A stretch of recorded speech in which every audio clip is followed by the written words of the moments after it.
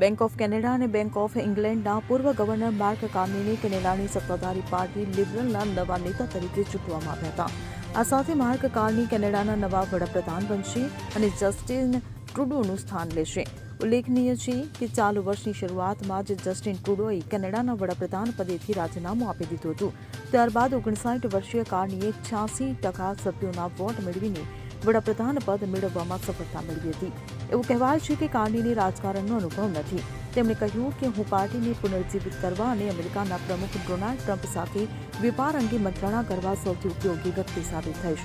કાર્નીએ કહ્યું કે G7 central બેંકના ગવર્નર તરીકે સેવા કરનાર હું પ્રથમ વ્યક્તિ છું અને આજ મારો અનુભવ દર્શાવે છે કે હું ટ્રમ્પનો સામનો કરવા સૌથી ઉપયોગી અને યોગ્ય વ્યક્તિ સાબિત થઈશ.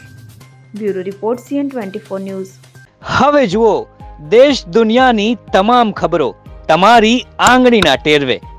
ઉઠાવો મોબાઈલ અને Google Play Store પરથી ડાઉનલોડ કરો અમારી CN24 ન્યૂઝ મોબાઈલ એપ.